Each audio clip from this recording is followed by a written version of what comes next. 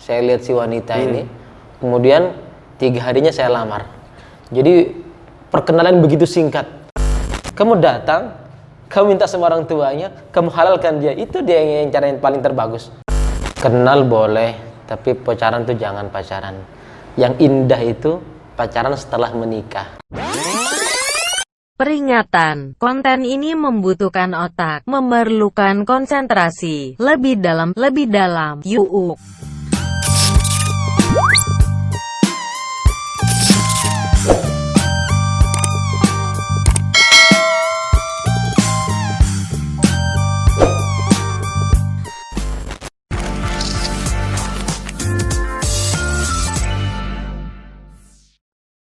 Itu bagaimana azabnya itu karena saking murkanya Allah ditampakkan, bukan lagi di akhirat, di dunia pun udah ditampakkan. Bagaimana lagi di akhirat keadaannya nantinya? Tapi mereka bilang itu toleransi loh. Toleransi bagi mereka. Nah itu makanya. Tapi dalam hukum itu haram hukumnya itu. Nah, iya. Ketika perkara haram kita jadikan halal, maka azab Allah akan turun. Itulah. Ini masjid sepi nggak kalau lagi corona gini? Kalau lagi corona dibilang sepi ya nggak terlalu sepi, dibilang rame ya nggak terlalu rame juga. Cuman kita tetap yang paling utama tetap menjaga protokol kesehatan, tetap menjalankan protokol kesehatan. Untuk aktivitas biasanya lancar seperti biasanya, pengajian tetap ada. Masih ada ya? Jumatan masih ada, dan yang lain-lain juga masih ada, alhamdulillah. Cuma paling bedanya kalau COVID ini dipisah-pisah agak berjarak gitu ya? Iya, bedanya kalau di COVID ini kita sholatnya berjarak-jarak memang. Tapi kasih jarak karena apa istilahnya? Social distancing ya? Iya, social distancing. Iya, gitulah. Iya, jadi rindu saya itu. Sudah lama nggak ke Surabaya soalnya kerjanya di luar kota terus. Iya, sesekali kalau lagi di Surabaya nongkrong lah di masjid, sama-sama kita sholat, ramai-ramaikan masjid kan. Sebagai anak muda itu harus rajin ke masjid. Kenapa itu? Ya supaya hatinya terpaut dengan masjid. Kalau hatinya terpaut dengan masjid, maknanya dia hatinya dekat dengan Allah. Kalau sudah hatinya dekat dengan Allah, maka dia urusannya selalu kepada Allah, bukan kepada makhluk. Tapi sekarang ini kan lagi ini ya ada wabah corona. Jadi ada orang yang memang dia itu nggak ke masjid karena saran dari ustadznya mungkin yang lain. Tapi ada juga orang yang nggak ke masjid karena memang dia nggak suka ke masjid, atau corona ini malah dibuat alasan supaya nggak ke masjid lah itu. Oh gitu, dijadikan kalau soal itu. Istilahnya dijadikan kesempatan gitu kan. Iya. Mumpung lagi COVID ini, jadi kesempatan dia ke masjid. COVID, iya. Berarti selama ini dia sebelum COVID dia ke masjid karena terpaksa, bukan karena dari hati dia. Karena kalau orang sudah niat ke masjid, apapun keadaannya, apapun kondisinya, dia tetap ke masjid. Gitu. Tetap ke masjid. Jadi hanya orang-orang yang nggak punya alasan yang begitu itu. Maksudnya apa istilahnya ya? Mumpung, nah itu ada mumpungnya itu. Bahasa mumpung itu bahasa nggak enak sebetulnya. Mumpung ada COVID, kesempatan nggak ke masjid. Nah begitu tuh. Padahal ke masjid ini sesuatu yang paling dianjurkan oleh Rasulullah. Apalagi khusus untuk laki-laki. Kalau perempuan nggak dianjurkan. Laki-laki lebih dianjurkan untuk ke masjid. Itu bagi Rasulullah. Ya kalau kita mau ikut Rasulullah ya harus rajin-rajin ke masjid. Waduh, saya jadi tersentuh ini. Sudah lama nggak kena siraman rohani. Tapi jangan tersinggung lah ya. Oh enggak, ya introspeksi diri lah. Iya saya. sih, betul-betul. Iya. Jadi gimana kerjaan? Aman ya? Lancar ya? Alhamdulillah lancar. Terus, oh iya, saya ini mau tanya-tanya sebenarnya.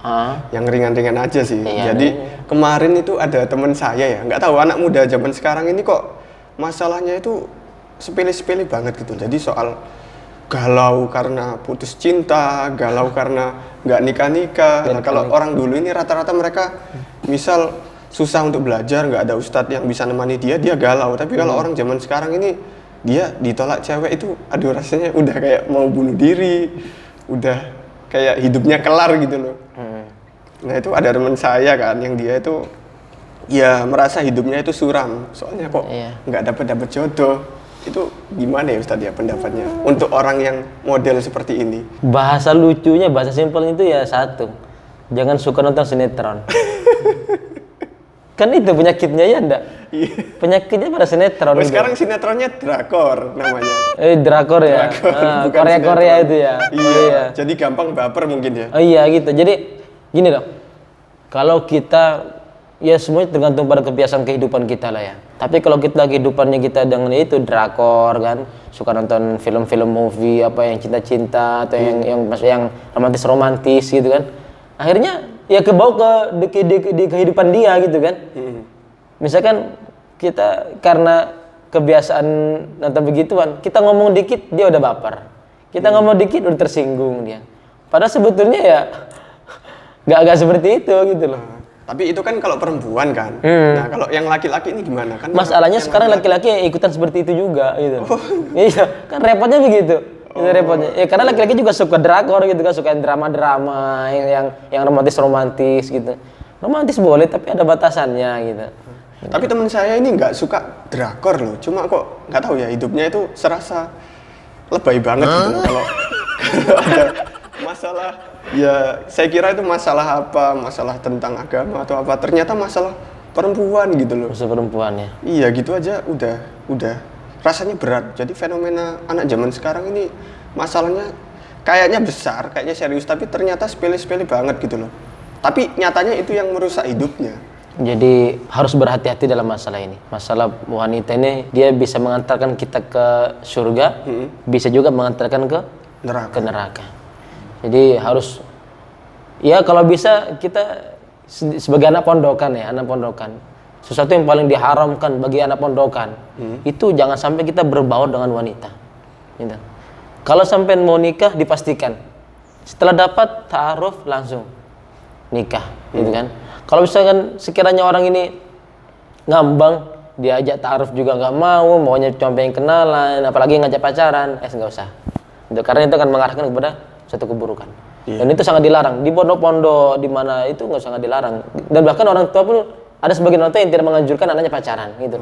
Karena orang tua tahu itu akan menghancurkan kehidupan kamu, menghancurkan pekerjaan kamu, kehidupan kamu. Karena kalau orang sudah terjerumus dalam perkara cinta, ketika dia putus dia galau. Kalau sudah galau kan semua terbengkalai semua. Pekerjaan nggak selesai, ini itu karena pikiran lagi galau, hati lagi nggak tenang gitu.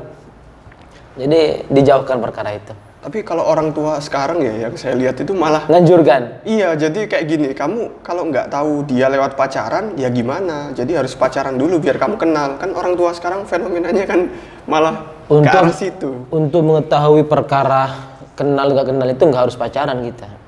Nggak harus pacaran, gitu loh. Kita kenalan boleh, kita kenal, kita boleh mengetahui keadaan dan sifatnya orangnya boleh, tapi bukan berarti kita harus pacaran gitu loh. Karena dengan pacaran itu mengatakan kita itu langkah awal untuk melangkah kepada kemaksiatan. Itu menurut saya loh ya, tapi nggak tahu menurut yang lain. Saya tidak takutnya nanti orang-orang tua yang di belakang tersinggung. Oh ini saya tersinggung sebagai orang tua. Enggak, saya nggak maksud untuk menyinggung. Cuman yang namanya orang tua kalau bisa janganlah mengancurannya kepada pacaran gitu. Nah, tapi kan orang tua zaman sekarang ya, ada itu yang mereka berpikiran bahwa nanti kamu nyesel loh kalau nggak pacaran dulu, nggak kenal dulu, setelah nikah nanti kamu ternyata tahu orangnya si cewek ini kayak gini, cowok ini kayak gini. Nah itu gimana ya? Saya juga bingung. Itu orang tua juga mau didebat ya orang yang lebih tua. Kenal boleh, tapi pacaran tuh jangan pacaran. Yang indah itu pacaran setelah menikah. Jadi saya angkat kisah dari diri saya sendiri. Saya dengan istri saya gak pernah pacaran. Justru saya pernah berbuat dosa memang. Saya pernah pacaran, tapi pacaran jarak jauh. Kata orang gak zaman sekarang apa LDR ya? Gitu. LDR justru dengan pacaran itu malah gak jodoh saya. Dengan orang yang saya nggak pacari ini justru jodoh saya gitu loh. Dan memang takdir Allah tuh beda gitu. Jadi kita boleh menentukan, kita boleh memberi menentukan, tapi yang memutuskan itu Allah. Saya dan istri saya waktu itu saya nggak pernah kenal. Saya dulu di Kalimantan, 3 tahun di Kalimantan, istri saya di pondok di Gresik. Kemudian itu awal kisahnya itu dari orang tua ke orang tua. Orang tua ke orang tua, kemudian dihubungkan ke saya, kemudian saya pulang. Sampai seminggu di rumah itu 4 hari saya nazar, saya lihat si wanita ini. Kemudian 3 harinya saya lamar. Jadi perkenalan begitu singkat, belum pernah kenal, belum pernah lihat wajahnya, belum pernah ketemu, bahkan ketemu pun nggak pernah saya itu. Tiba-tiba dalam seminggu langsung lamaran dan langsung nikah. Di situ ternyata menyimpan sesuatu yang wah di situ, lebih wah daripada orang pacaran gitu. Iya. Kalau kita pacaran misalkan kita sudah ketemu setiap hari kan, Iya, sudah kita makan bareng. ya udah makan bareng, udah jalan bareng, Nonton udah bareng nonton gitu. bareng. Akhirnya ketika di rumah ya kita biasa aja gitu loh. Iya. Nggak ada wahnya, mungkin wahnya di lain sisi lah, kita nggak boleh sebutkan. Iya. Kemudian ketika kita belum kenal seperti saya ini, di dalam rumah sekali pun kita istilahnya ada sesuatu yang membuat kita itu wah banget lah, nggak usah dibayangkan gitu kan. Bahkan mau duduk berhadapan gini kita pun malu gitu kan. Kenapa? Kita belum kenal kan, belum istilah belum akrab, belum tahu orangnya gitu kan. Ya kita ya awal pertama ya diem gitu kan, Tapi diem. asik ya gitu ya. Wah itu lebih asik daripada yang lebih sudah kebiasa pacaran. Iya, yang lebih pacaran gitu. Jadi lebih wahnya itu yang kita cari itu. Iya sih. Gitu. Itulah indahnya pacaran setelah menikah. Nah, setelah menikah baru disitulah kita akan timbul keromantisan itu. Disitulah waktu kita pacaran itu. Itu indahnya pacaran tuh di situ. Gitu. Ya kalau misalnya pacaran sebelum nikah, nanti sudah menikah ya biasa-biasa aja, udah pacaran sebelumnya kok gitu. Iya. Ya. Saya juga ada teman yang pacaran itu sampai hampir 10 tahun. Sudah mungkin seminggu 2 kali 3 kali mereka nonton bareng, makan bareng. Saya tuh kadang membayangkan gini. Misal mereka sudah menikah ya. Nanti si pasangan ini ayo makan bareng di luar yuk. Udah bosan gitu. Rasanya gimana ya nanti Ya, ya? Loh, udah. kan kemarin sudah pernah dulu-dulu itu kan Iya, sudah iya. pernah. Gimana ya rasanya? Aduh. Ya Allah, intinya jangan pacaran lah. Oh iya, jangan pacaran. Intinya jangan pacaran. Kalau Tapi- saya saran jangan pacaran. Yang sudah pacaran segera dihalalkan. Gitu loh. Kalau memang benar-benar sayang. Jadi ini sebagai laki-laki, kalau betul-betul kamu pengen dia gitu loh, pengen dalam kehidupanmu gitu kan, kamu harus segera halalkan dia agar istilahnya kamu lebih bermanfaat hidupmu. Karena semua itu nggak ada manfaatnya. Ketika pacaran itu nggak ada manfaatnya. Kamu nonton berdua, kemudian itu nggak ada manfaatnya. Itu hanya manfaat bagi nafsu saja. Iya. Itu semua setan semua yang mempengaruhi. Nah, supaya bermanfaat itu segera dinikahi. Itu baru laki-laki gentleman. Gitu. Jadi ada satu kisah nih. Ini pada saya juga ini. Pada saya diri saya. Saya bicara diri saya sendiri saja. Iya. Supaya yang lain tidak tersinggung. Kalau saya bicara ini itu kan tersinggung yang itu. Iya. Jadi saya bicara tentang pengalaman saya sendiri. Dulu waktu saya di Kalimantan dulu pernah saya dijodohkan oleh ustadz saya. Yang minta sebetulnya dari pihak perempuan minta ke saya Iya. melalui ustadz saya. Ustadz saya minta ke saya. Akhirnya oke lah, karena ini permintaan ustadz saya taat saja. Akhirnya saya berangkat ke rumah perempuan, kemudian disitulah didealkan antara apa istilahnya antara pihak saya dan pihak perempuan gitu. Maknanya istilahnya dalam bahasanya sekarang tunangan gitu. Tunangan. Oh iya. Nah di sebelah sisi itu ternyata si perempuan ini dia masih punya cowok gitu kan. Wih. Masih punya cowok perempuan itu. Jadi gitu. terpaksa ya si perempuan ini. Ya istilahnya terpaksa gitu kan. Oh, jadi bukan si perempuan yang minta tapi keluarganya. Orang tuanya minta, tapi anaknya hanya taat kepada orang tua. Iya. Tapi orang tua nggak tahu kalau dia punya cowok gitu kan. Oh, backstreet. Nah kemudian si laki-laki ini kebetulan abang saya buka pondok di Kalimantan. Dia mondokkan adiknya ke abang saya. Laki-laki ini pacarnya yang tunangan saya itu, mantan tunangan saya. Iya. Itu dia nggak tahu kalau pondok itu yang punya abang saya. Iya. Dia daftarkan adiknya ke abang saya. Iya. Dan dia curhat ke abang saya. Dia curhatnya apa? Saya ini Ustadz punya pacar. Saya punya pacar ini, saya sudah sekitar 2 tahunan dia pacaran kan. Maknanya sudah ada kepikiran untuk jenjang ke lebih keseriusan gitu kan, untuk Iya. jenjang pernikahan gitu kan. Cuman ya sementara ini saya belum persiapan belum mumpuni untuk Belum siap ya, belum gitu ya. siap lah istilahnya, belum siap untuk ngelamar dia. Tapi sudah keburu keambil orang katanya, kata si laki-laki itu. Iya. Kata abang saya, siapa ngambil pacarmu? Ada ustadz, dia ustadz juga di sana katanya, dia orang Jawa, dibilang katanya orang Jawa, kemudian dijodohkan sama ustadznya. Abang saya tuh nangkep, paham, oh ternyata adik saya yang dibicarakannya sama dia ini sebetulnya. Cuma bahasanya diem gitu kan.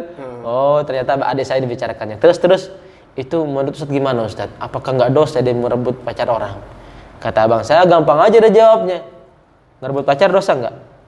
Iya enggak, kan belum dihalalkan. Belum dihalalkan ya? Iya. Sedangkan yang ngerebut ini dia lebih keseriusan untuk menghalalkan. Kan begitu? Iya. Nah kata abang saya, laki-laki yang gentleman itu bukan laki-laki yang mampu untuk mencari cewek. Tapi laki-laki gentleman adalah mampu yang segera menghalalkan ceweknya. Itu laki-laki gentleman. Gitu. Ya kalau laki-laki hanya menunggu hanya sedang memacari aja, itu bukan laki-laki gentleman, itu namanya laki-laki pecundang. Pecundang ya? Pecundang. Kenapa pecundang? Dia hanya bisa pacaran tapi tidak bisa untuk ngelamar, gitu loh. Kalau dia alasannya suka tapi demi menjaga karena belum mampu, jadi dia melindungi dengan cara memacari, itu gimana ya? Tidak ada anjuran dari Rasulullah itu untuk dia cari dulu baru dinikahi, nggak ada, gitu loh. Yang ada itu kalau kamu betul-betul serius, kamu datang, kamu minta sama orang tuanya, kamu halalkan dia, itu dia yang cara yang paling terbagus. Karena ada orang tua kok, buat apa kamu jaga? Iya. Manfaatnya kamu jaga dia itu buat apa? Karena ada orang tuanya kan begitu.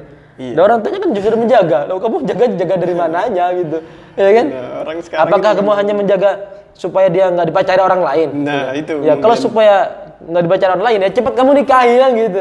Cepat minta sama orang tuanya. Apapun itu kalau kamu nggak ada orang tua kalau misalkan lihat dia ada seseorang yang betul-betul serius dengan anaknya, dia nggak akan pandang masalah materi. Kamu siap udah kamu nikahi. Ada berapa kamu nikah saja gitu. Daripada anak saya harus bermaksiat dan orang gitu, bermaksiat gitu. Udah nikah aja. Itu bagi orang tua yang paham.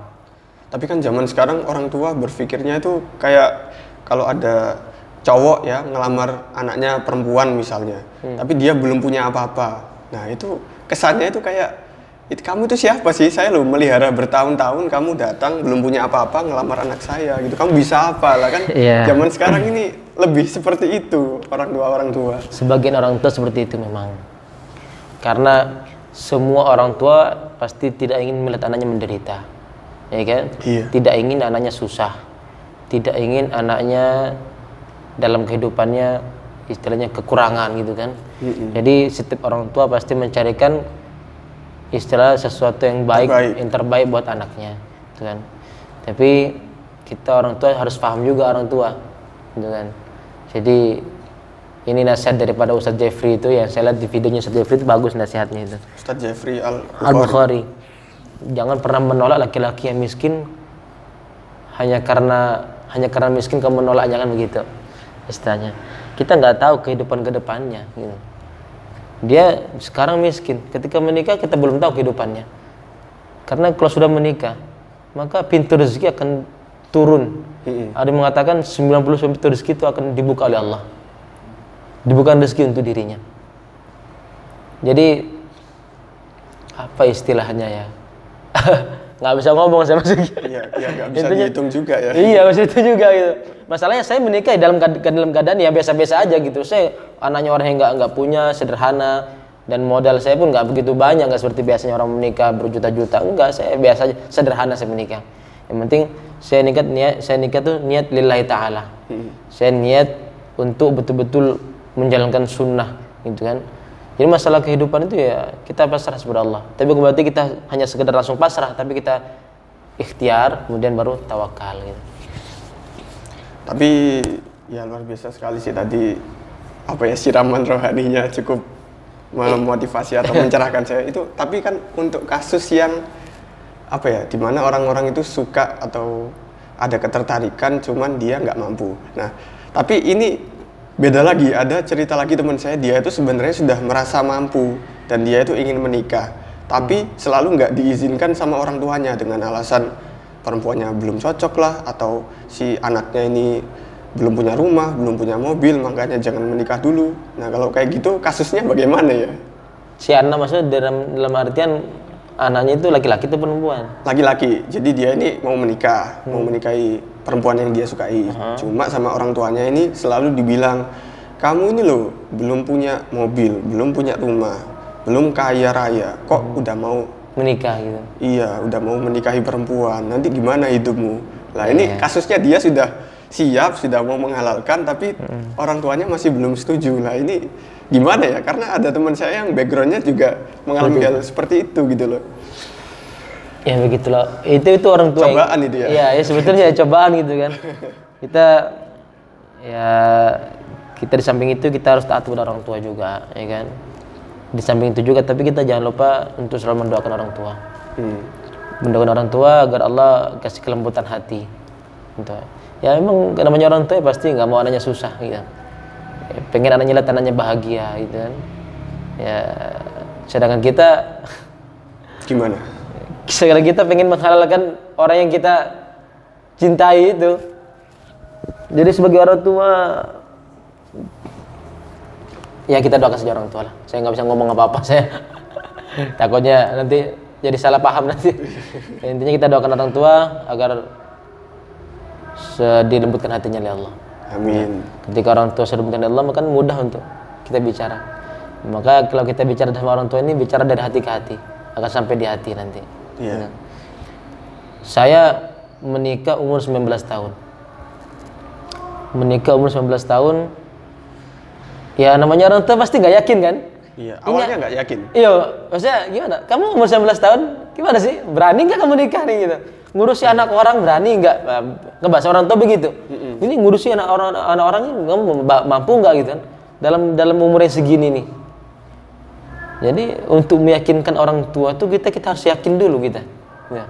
Kalau kita nggak yakin dalam hati, bagaimana kita akan meyakinkan orang tua gitu? Saya bilang ke bapak saya yakin, saya siap. Gitu. Apapun yang risikonya saya siap, saya yakin. Sekarang pertimbangannya adalah anak muda zaman sekarang kan, ya kalau kita bisa gini, saya yakinnya gini, mikir saya gini, daripada saya harus bermaksiat, Ya. lebih baik saya menikah. Gitu. Ya, betul. Dengan menikah kita bisa mendapatkan segalanya, bahkan dapat pahala sekalipun, gitu kan? Iya. Rezeki kita bisa cari, tapi kemaksiatan itu dari mana kita akan dapat pengampunannya kalau kita betul-betul nggak bertaubat gitu loh. Jadi istilahnya daripada kita maksiat, kita langsung menikah lah gitu. Menurut sampean gimana? Iya, menurut saya gitu. Cuma kan Iya. hidup tidak semudah. Jadi intinya gini, teorinya. dengan orang tua ini kita harus yakin dulu apa yang kita mau bicarakan, kita harus yakin dalam hati. Insya Allah saya bisa. Sehingga kita menyampaikan kepada orang tua yakin, oh ternyata anak ini yakin betul dengan keputusannya, gitu loh. Dia sudah punya keputusan, akhirnya dia yakin dengan keputusannya dan dia bisa mempertanggungjawabkan perkataannya, keputusannya gitu kan. Akhirnya orang tua insya Allah pasti yakin. Insya Allah yakin bisa gitu. Yakin bisa ya? Yakin bisa menikah ya? Yakin bisa menikah. Intinya yakini dalam hati dulu, kemudian memberikan keyakinan kepada orang tua. Yakinkan orang tua bahwasanya saya mampu, saya bisa. Yakinkan orang tua seperti itu. Nanti orang tua akan memandang, oh ini ternyata ini betul-betul mampu, ini betul-betul ini bisa, betul-betul bertanggung jawab dengan keputusannya gitu. Ya sudah gitu, akhirnya insya Allah berjalan gitu. Dan saya umur 19 tahun saya menikah. 19 tahun menikah. Untuk anak zaman sekarang kan udah di bawah umur gitu loh. Laki-laki 19 tahun kan udah sangat muda gitu. Tapi saya yakin insya Allah ketika kita menikah itu maka rezeki itu akan turun dengan seperti air hujan menurun dari langit itu. Tergantung kita mencarinya bagaimana. Gitu. Jadi ketika ijab qabul itu setiap apa istilahnya yang tugas ijab qabul itu penghulu. Apanya? Iya, penghulunya. Setiap penghulu pasti menyebutkan yang namanya hadis an-nikahu sunnati wa man raghiba an sunnati falaysa minni. Jadi nikah itu sunnahku kata Nabi. Nah di balik sunnah itu pasti ada kejayaan, gitu. Nggak mungkin Nabi itu mengatakan tidak ada manfaatnya, pasti ada manfaatnya di situ. An-nikahu sunnati wa man raghiba an sunnati falaysa minni. Jadi kalau kamu mengingkari daripada sunnahku maka bukan dari golonganku gitu. Jadi nikah itu sunnah, separuh agama kita dapatkan, separuhnya kita sempurnakan dalam berkeluarga. Luar biasa sekali. Waduh. Motivasi ya. Ya itulah, saya harus sering-sering mendengarkan yang seperti ini. Tapi orang-orang kayak jenengan ini kok sangat langka ya. Langkahnya kenapa? Sangat jarang ditemui. Kenapa? Sekarang mah zamannya orang aneh-aneh tapi bicara di televisi. Orang nggak ngerti agama, suka menjelek-jelekkan. Wah poligami ini aturannya orang ngawur ini. Apalagi lah macam-macam pokoknya. Ya bagi orang yang tidak senang mungkin seperti itu. Gitu loh. Saya bukan berarti menyetujui, bukan berarti saya nggak senang juga gitu. Cuman itu ada dalilnya memang gitu. Cuman di situ kan kita tidak boleh istilahnya mengingkari dan tidak boleh juga Memaksakan tidak boleh. Tidak boleh melarang memaksakan. kan juga nggak boleh. Melarang juga nggak boleh karena di situ ada dalilnya gitu, ada anjurannya gitu. Tapi kan di situ juga ada persyarat-syaratnya gitu lah, syarat-syaratnya. Jadi kita ingin melakukan harus tunaikan syaratnya dulu gitu kan. Seperti yang tadi contoh menikah itu kan contoh kayak poligami, nikah itu boleh 2, boleh 3, boleh 4. Boleh. Enggak ada larangan. Tapi di situ jangan main diputus-putus aja ayatnya. Ya kan ada lanjutannya fa in khiftum alla ta'dilu kata Allah kan. Jadi kalau kamu mampu untuk berlaku adil. Ya kalau kamu nggak mampu berlaku adil ya jangan memaksakan diri gitu loh. Karena kalau kita memaksakan diri akan jadi mudaratnya bagi dirinya gitu kan, bagi dirinya, bagi keluarganya gitu. Sekarang ada sebagian kasus memang yang suami ini memaksakan diri untuk menikah lagi, akhirnya apa? Malah jadi hancur keluarganya gitu kan. Yang ini saling ini saling itu, akhirnya malah jadi keluarga yang hancur jadinya gitu. Cukup satu aja gitu. Selagi satu masih bisa masih aman ya, jangan cari masalah yang kedua gitu kan. Kalau misalkan yang kedua bisa akur gitu kan, dua-duanya ya nggak masalah gitu kan. 3 bisa akur ya nggak masalah, 4 bisa akur ya nggak masalah gitu. Tapi kalau misalkan 2 udah goyang ya nggak usah, 1 aja lah gitu. Kalau nggak mampu ya nggak usah, ya 1 aja.